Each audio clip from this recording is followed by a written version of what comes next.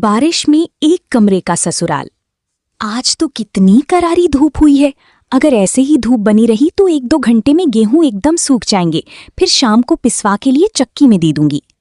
तभी एकदम से मौसम बिगड़ जाता है और आसमान में काले काले बादल छाने के साथ बारिश होने लगती है, जिसे देखकर बूढ़ी पार्वती चिंता जताते हुए बोलती है, अरे नहीं, राम जी को भी अभी ही आफत लगानी थी। गौरी बेटी जल्दी से आकर गेहूं उठवा, वरना सारे गीले हो जाएंगे। लाइए माँ जी, मैं उठाती हूँ। अरे बहू, तू किस लिए आ गई? तेरा बच्चा होने वाला है और मॉनसून के मौसम की पहली बारिश है, भीग जाएगी।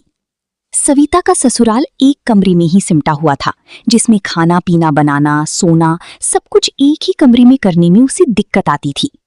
अरे क्या बात है, आज तो आप दोनों बाप बेटे बड़ी जल्दी आ गए। बहू, आज तो पूरा परिवार घर में है, टाइम से रोटी पानी बना ले। जी माँ जी।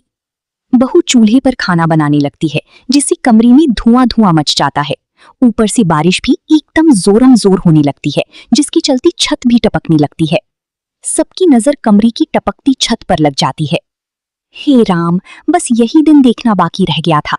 इतनी मुश्किल में तो इस कमरे में गरीबी में दिन काट रही हैं, ऊपर से छत भी टपकने लगी। इतनी बखत से बोल रही थी दोनों बाप बेटे से कि घर की छत की थोड़ी मरम्मत करवा लो, देखना कितनी कच्ची और झज्जर हो गई है। भाग्यवान, छत बनवाने के लिए हाथ में पैसा कौड़ी भी तो होना चाहिए। जितना कमाते धमाते हैं वो तो 2 टाइम की रोटी खाने में ही चला जाता है। गरीबी में जीना जितना कठिन है, उतना ही सच परिवार में कलेश का जड़ पैसा है, जिससे आज के टाइम में एक बड़ी संख्या वाला गरीब परिवार भी एक कमरे में गुजारा करने के लिए मजबूर है।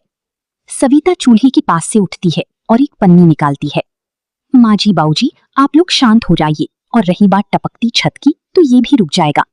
गौरी, मेरी संग आओ। दोनों ननद भाभी बारिश में भीगती हुई पन्नी लगाती हैं, जिससे कमरे की छत का टपकना बंद हो जाता है। लीजिए, अब एक बूंद नहीं बरसेगी। चलिए सब बैठकर खाना खा लीजिए। अरे वाह बहू, जुगाड़ ठीक लगाया तूने, वरना तो आज रात को बारिश में सोना ही मुहाल हो जाता हमारा।